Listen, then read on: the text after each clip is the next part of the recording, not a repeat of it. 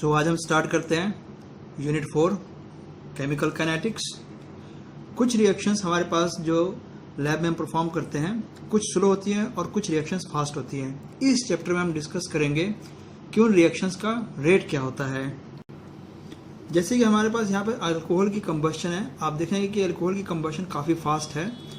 और दूसरे एग्जाम्पल में हम मैग्नीशियम की एग्जाम्पल देखते हैं कि मैग्नीशियम के साथ भी रिएक्शन बिल्कुल फास्ट है और इस वक्त इसका टेम्परेचर 2000 से ऊपर निकल जाता है, 2000 डिग्री सेल्सियस। एक और एग्जांपल देखते हैं रस्टिंग की, जिसमें कि हमारे पास एक आयरन रिंग है ये आपके सामने, और यही रिंग अगर हम 2 साल के बाद देखते हैं तो देखिए इसमें रस्टिंग लगी हुई है। ओके, एक और एग्जांपल में हम देखते हैं कि लेड नाइट्रेट को अगर आप ऐड करते हैं पोटेशियम आयोडाइड में तो यहाँ पर येलो प्रेसिपिटेट बनेगा लेड आयोडाइड का, और ये भी एक फास्ट रिएक्शन की कैटेगरी में देखा जा सकता है। ऑलराइट, और ये एग्जाम्पल तो सबसे ज़्यादा मशहूर है। इस एग्जाम्पल में हमने लिया हुआ है सोडियम क्लोराइड का सॉल्यूशन, और इस सॉल्यूशन में जब हम ड्रॉप बाय ड्रॉप ऐड करते हैं सिल्वर नाइट्रेट तो आप देखते हैं कि इमीडिएट सिल्वर क्लोराइड का वाइट प्रेसिपिटेट बन जाता है। राइट, ये देखिए, और जैसे इसका प्रेसिपिटेट बन जाता है आप देखते हैं कि ये रिएक्शन काफ़ी फास्ट है। इसी के पैरेलल अगर हम इसी में दोबारा अमोनियम हाइड्रोक्साइड या अमोनिया सोल्यूशन ऐड करते हैं तो ये प्रेसिपिटेट डिजॉल्व हो जाता है और वो भी बिल्कुल फास्ट डिजॉल्व हो जाता है। तो हम इसमें अब अमोनिया ऐड करते हैं ड्रॉप बाय ड्रॉप। ये देखिए आपने अमोनिया ऐड किया इसमें ड्रॉप बाय ड्रॉप, और ये देखिए डिजॉल्व होना शुरू हो गया। राइट, और ये इंस्टेंटली पूरा का पूरा डिजॉल्व हो जाएगा।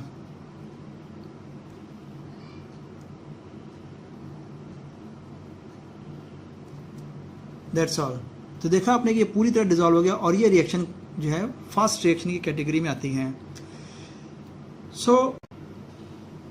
हमें मालूम है कि जो थर्मोडायनामिक्स है, जो +1 का टॉपिक है, थर्मोडायनामिक्स आपको सिर्फ फिजिबिलिटी बताता है रिएक्शन की, कि रिएक्शन पॉसिबल है या नहीं। देखिए इसकी सबसे बड़ी ब्यूटी ये है थर्मोडायनामिक्स की कि थर्मोडायनामिक्स आपको किसी रिएक्शन की फिजिबिलिटी बताता है। अब फिजिबिलिटी तो आप रिएक्शन को रिजल्टिंगली एक्चुअल प्रैक्टिकली आप करके भी पता कर सकते हैं कि रिएक्शन पॉसिबल है कि नहीं। पर थर्मोडायनामिक्स की ब्यूटी ये है कि आपको रिएक्शन करने से पहले और रिएक्शन किए बगैर भी आपको ये पता लग जाता है कि रिएक्शन होगी या नहीं होगी। Okay, so that was the job of thermodynamics. Thermodynamics के अलावा हमने एक और भी चैप्टर किया है जिसको हम बोलते हैं इक्विलिब्रियम। राइट, सो इक्विलिब्रियम चैप्टर क्या था? इक्विलिब्रियम ये बताता है कि अगर थर्मोडायनामिकली, राइट ध्यान से सुनिए, अगर थर्मोडायनामिकली कोई प्रोसेस फिजिबल है, राइट, कोई रिएक्शन फिजिबल है, मतलब ए से बी पॉसिबल है, फिजिबल है, तो जब रिएक्शन को हम प्रोसीड करेंगे तो उस कंडीशन में एक ऐसी स्टेज आएगी जब ये रिएक्शन आगे फर्दर नहीं प्रोसीड होगी।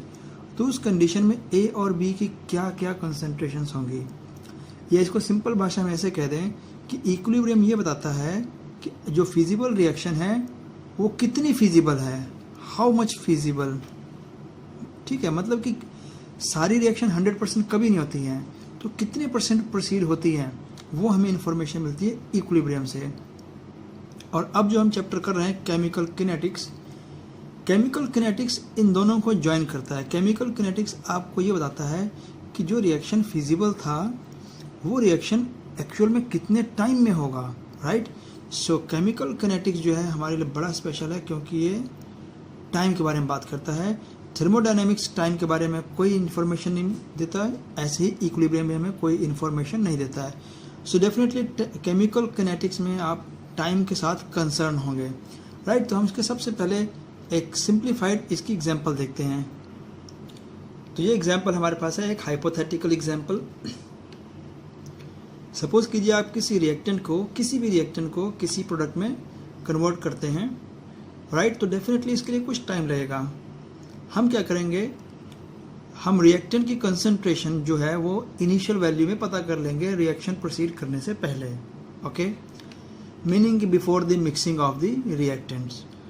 तो जिस वक्त हमारे पास जो फर्स्ट टाइम T1 होगा, राइट, जब टाइम T1 होगा तो उस वक्त की हम कंसंट्रेशन इसकी मेजर कर लेंगे और वो जो कंसंट्रेशन है वो R1 होगी। राइट, यहाँ पर इसको डोनेट किया गया R1।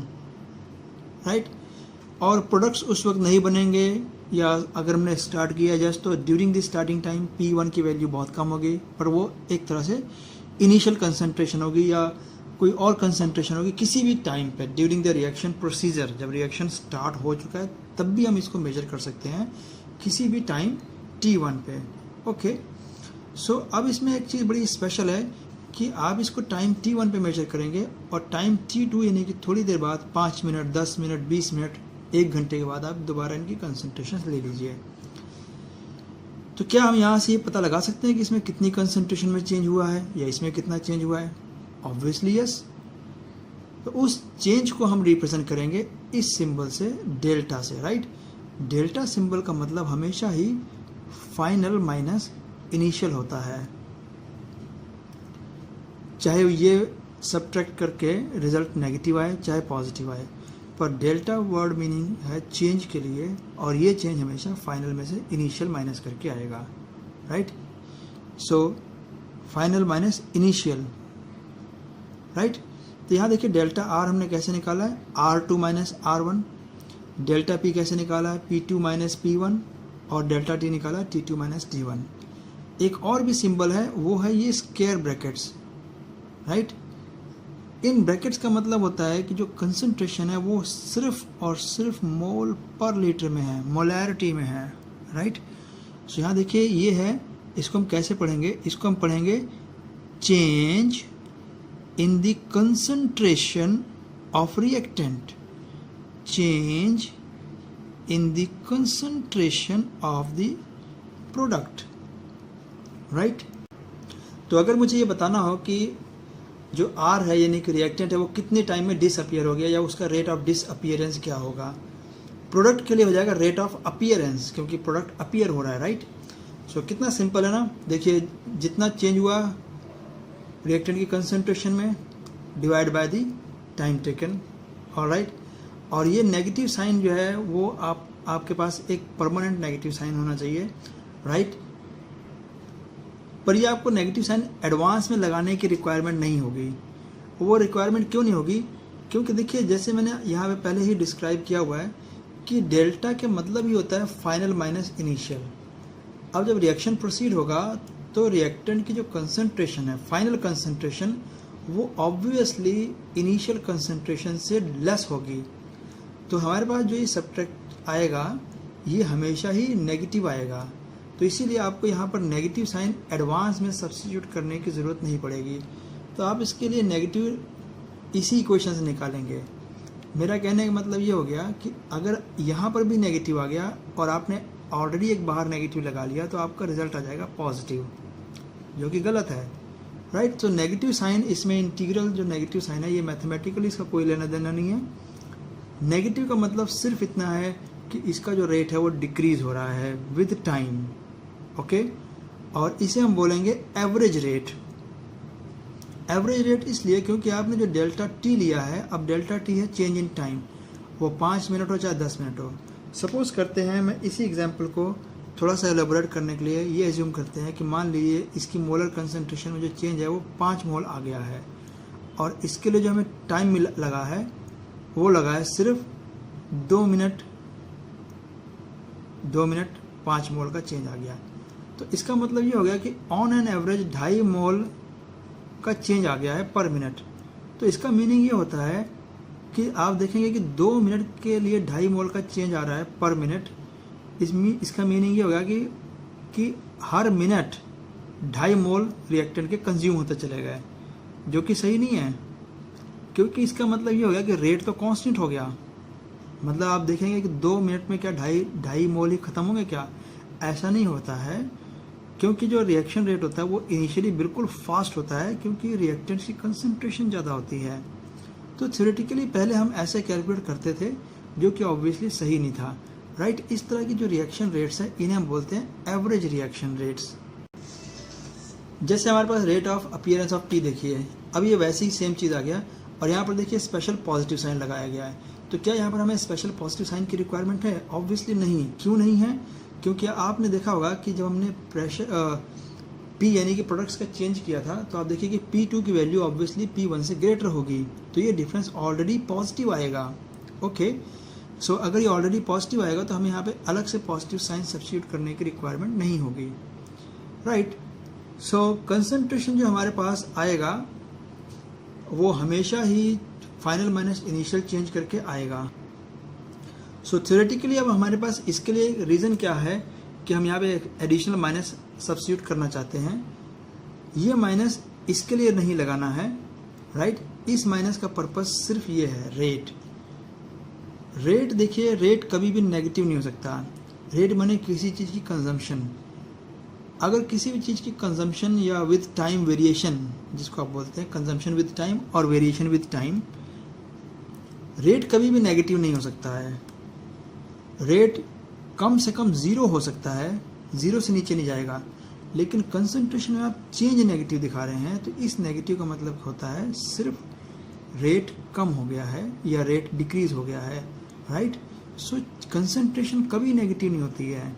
जैसे सपोज कीजिए कि अगर फाइनल कंसंट्रेशन मान लीजिए 7 मोल आई है और इनिशियल कंसंट्रेशन जो थी वो 10 मोल्स थी, तो जब आप इसको माइनस करते हैं तो आपके पास -3 आ जाता है। तो इस -3 का मतलब ये नहीं हो जाता ना कि मोल ही माइनस हो गए। मोल्स माइनस नहीं हो सकते, वो तो एक फिजिकल क्वांटिटी है, राइट।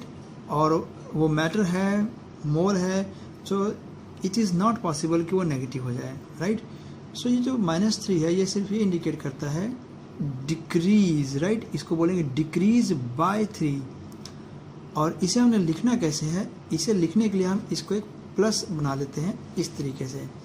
तो प्लस बनाने के लिए हम इसको माइनस से मल्टीप्लाई कर लेते हैं, सो दैट कि अब ये ओवरऑल जो चीज़ हो गई है ये यहाँ तक ये बन गया है रेट। सो रेट हमेशा पॉजिटिव होएगा और कंसंट्रेशन में जो चेंज है वो नेगेटिव या पॉजिटिव हो सकता है, रेट नहीं नेगेटिव होगा, ओके। सो जैसे कि हमें पता चला है आपकी जो एवरेज रेट है वो एक सही इन्फॉर्मेशन नहीं देता है, क्योंकि वो एक लंबे टाइम तक एक कॉन्स्टेंसी शो करता है कि रिएक्टेंट्स या प्रोडक्ट्स का रेट कांस्टेंट रहा है, राइट। तो हमारे पास ये एक्चुअल ग्राफ है। देखिए इस वर्टिकल एक्सिस पे आप देखेंगे कंसंट्रेशन है रिएक्टेंट्स की, और यहाँ पर देखिए डिफरेंट टाइमिंग्स ले रखे हैं।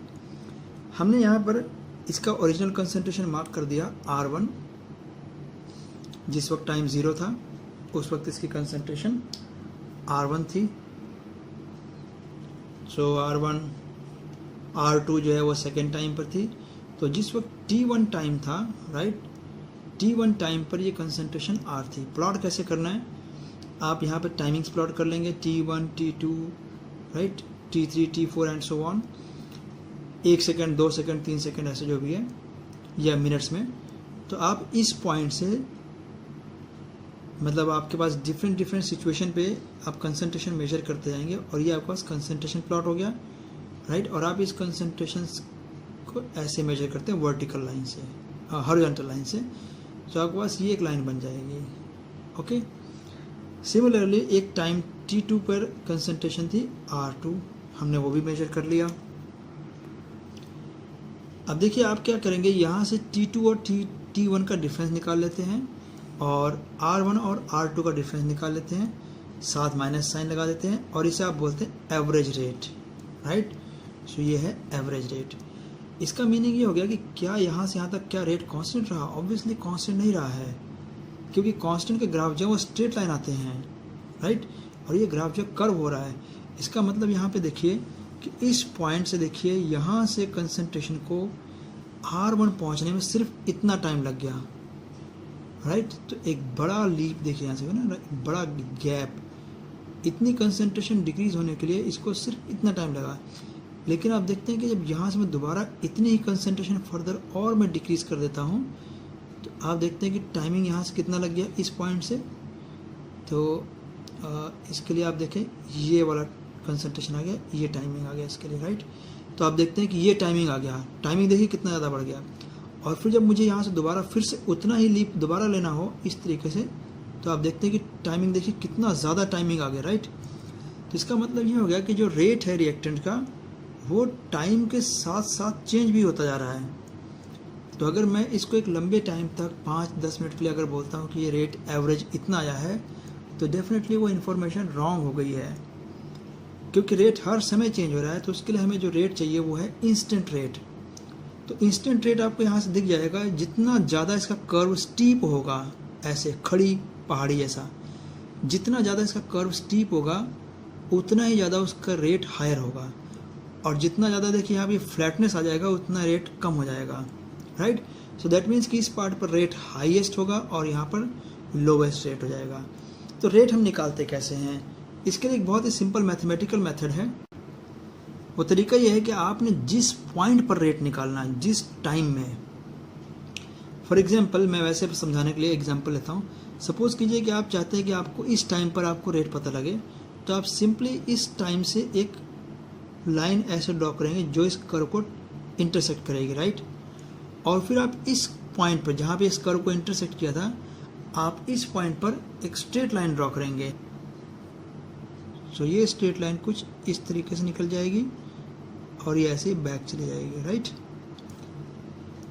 सो इस लाइन का जो स्लोप है, मीनिंग कि ये लाइन, स्लोप का मतलब होता है कि कितना इसका झुकाव है, राइट। इस लाइन का झुकाव देखिए जो भी है वो हम यहाँ से पता करेंगे, और वो झुकाव हम मेजर करते हैं टेंजेंट थीटा से। तो टेंजेंट थीटा होता है परपेंडिकुलर ओवर बेस, राइट। सो यहाँ पर आप देखेंगे कि परपेंडिकुलर क्या हो गया, जितना यहाँ जीरो से लेकर के यहाँ तक जितना रिएक्टेंट है और जीरो से लेकर जितना भी टाइम आया वो हो जाएगा। तो डेफिनेटली ये हमारे पास रेट आ गया, राइट। सो ये आ गया dr/dt। जब आप इंस्टेंटेनियस रेट निकालते हैं तो अब उस वक्त जो टाइमिंग होता है वो टाइम आपका इंस्टेंट हो जाता है। इंस्टेंट एक टाइम में सबसे छोटा जो यूनिट है, सेकंड से भी छोटा, फ्रैक्शन से भी छोटा, उसे हम बोलते हैं इंस्टेंट। इंस्टेंट से छोटा टाइम नहीं होता है, तो इसीलिए इसका नाम भी इंस्टेंटेनियस रेट है, इंस्टेंटेनियस रेट, राइट। तो टाइम बिल्कुल कम हो जाएगा। तो उस कंडीशन में हमारे पास जो ये कैपिटल जो आपको डेल्टास दिख रहे हैं, हम इन डेल्टास को सिंपली डिफरेंशियल्स में लगा लेते हैं, डी से इसको डिनोट करते हैं। सो ये एक डेरिवेटिव टाइप सिचुएशन आपको दिख रही है यहाँ पर, राइट। तो इस रेट इंस्टेंटेनियस बेसिकली किसके इक्वल आता है, नेगेटिव ऑफ द स्लोप।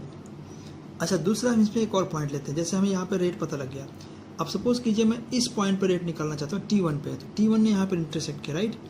तो आप T1 से क्या करेंगे, टेंजेंट ड्रॉ करेंगे। टेंजेंट मीन्स टचिंग लाइन, जो इसको टच करते हुए निकल रहा है, और देखेंगे कि ये इसको इस पॉइंट पर टच कर जाता है, राइट।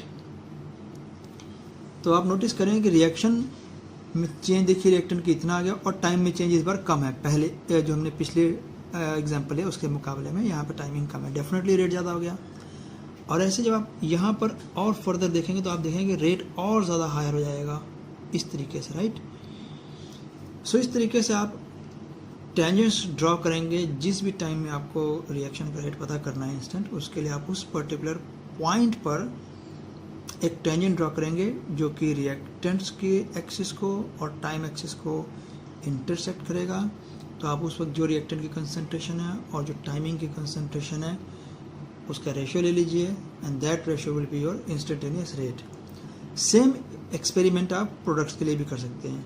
प्रोडक्ट्स के लिए ये जो एक्चुअली ग्राफ है ये फ्लिप हो जाएगा। जैसे आप यहाँ पे मिरर रख लें, राइट, तो आप देखेंगे ये मिरर में ये उल्टा नजर आएगा, इस तरीके से गया हुआ, राइट। जैसे मैं इसको यहाँ से उठा के ऐसे फ्लिप कर दूँ बैक, तो वो ग्राफ देखिए वो इस तरह से ग्राफ है। ये देखिए यहाँ पे ग्राफ, ओके। सो इस सिचुएशन में क्या करेंगे आप, इस सिचुएशन में भी ऐसा ही करना है आपने, कि आपके पास जैसे जिस टाइम पे भी आपने निकालना है, सो आप उस टाइम से इस कर्व पे पहले हिट करेंगे, राइट, और फिर इस कर्व से टेंजेंट ड्रॉ कर लेंगे इस तरीके से टेंजेंट, राइट। अब पिछले एग्जांपल में तो हमने देखा था कि जो हमारा टेंजेंट था वो दोनों एक्सिस को कट करता था। इस एग्जांपल में ये टेंजेंट सिर्फ इस एक ही एक्सिस को कट करेगा। तो आप चिंता मत करें, आप इसको स्ट्रेच कर लीजिए कहीं कितने पर भी, और उसके बाद फिर आप एक ट्राइंगल ड्रॉ कर लीजिए, इस तरीके का ट्राइंगल, राइट, ऐसे ये आप ट्राइंगल ड्रॉ कर लीजिए। तो इस वक्त जो इसका रेशियो आ रहा है, और ये आपके पास वर्टिकल हो गया और ये आपके पास हॉरिजॉन्टल हो गया, मीन्स परपेंडिकुलर ओवर बेस हो गया, तो हमारे पास यहाँ पर एंगल हो जाएगा थीटा, राइट। तो इस वक्त जिसका स्लोप आएगा वो पॉजिटिव स्लोप जाएगा, राइट। सो एंगल पॉजिटिव है तो इसका स्लोप भी पॉजिटिव जाएगा। पिछले केस में हमारे पास जो है वो थीटा नेगेटिव था। नेगेटिव पॉजिटिव थीटा इस तरह से होते हैं कि अगर आप फर्स्ट क्वाड्रेंट में बैठे हुए हैं तो यहाँ से जब आपके पास ये वाला क्वाड्रेंट है, इसमें एंगल जब आप मेजर कर रहे हैं तो जब आप इस डायरेक्शन में ऐसे जाते हैं एंगल मेजर करने के लिए, तो that would take as a positive angle, right. तो मैंने यहाँ से लिया तो पॉजिटिव एंगल हो गया। और जब आप इधर से इस डायरेक्शन में जाते हैं तो आप लेते हैं एंगल को नेगेटिव डायरेक्शन में। अब आप यहाँ पर देखते हैं कि पॉजिटिव है, और यहाँ पर देखिए तो आप देखेंगे कि आप एक्सिस से इस तरफ को जाएंगे तो ये एंगल नेगेटिव होगा, राइट। और इसीलिए हमारे पास स्लोप भी इसका नेगेटिव आया। सो कम टू दैट फिगर। तो एक्चुअल में हमारे पास जो स्लोप है, राइट, स्लोप क्या है? स्लोप है टेंजेंट ऑफ थीटा। तो इस कंडीशन में क्या है कि आप जैसी मर्जी आप ट्रायंगल बना लीजिए, चाहे ऐसी ट्रायंगल बनाए, जैसी मर्जी आप ये यहाँ से लेके लाइन ऐसे निकाल सकते हैं, राइट।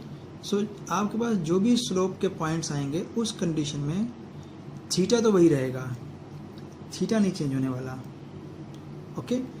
तो अगर आपके पास बिगर ट्रायंगल होगा तो आप देखेंगे कि हॉरिजॉन्टल वर्टिकल पार्ट आपका बड़ा हो गया, तो आपका हॉरिजॉन्टल भी बढ़ गया। अगर आप स्मॉलर ट्रायंगल चूज करते हैं तो आप देखते हैं कि वर्टिकल स्मॉलर हो गया तो हॉरिजॉन्टल भी छोटा हो गया। ओवरऑल बात समझने की ये है कि जो थीटा है, थीटा नहीं चेंज हो रहा है। दैट मीन्स कि टेंजेंट थीटा नहीं चेंज हो रहा, और टेंजेंट थीटा बेसिकली रेशियो है। तो एंगल वही रहेगा, एंगल वही रहेगा, आप जिसको जितना मर्जी एक्सटेंड करते चले जाएं। सो इसमें आप अपनी चॉइस के ट्रायंगल आप बना सकते हैं, ओके। अच्छा, एक इसमें मैंने जो बैक साइड में दिखाया था, इसमें भी आप ऐसे ही अपनी चॉइस की ट्रायंगल बना सकते हैं। अगर आप एक्सटेंड कर देते हैं तो वो ज़्यादा इजी टास्क है, क्योंकि इसमें दोनों तरफ से इंटरसेक्ट होकर आपको फट से पॉइंट मिल जाते हैं। लेकिन अगर आप ट्रायंगल ड्रॉ करेंगे तो आपको फिर से इस पॉइंट का और फिर इन दोनों का डिफरेंस आपको लेना पड़ जाता है, राइट। सो इस केस में तो ये इंटरसेक्ट करवाना बहुत ही आपका टाइम सेविंग होगा। लेकिन जो ये वाली पिक्चर है इसमें आप इंटरसेक्ट करवा ही नहीं सकते, क्योंकि आगे कोई है ही नहीं, तो इसलिए आपको इसके अंदर ट्रायंगल ड्रॉ करनी पड़ती है। सो अब हम बात करते हैं इनके रेट ऑफ रिएक्शन के जो यूनिट्स हैं। यूनिट्स क्या होंगे?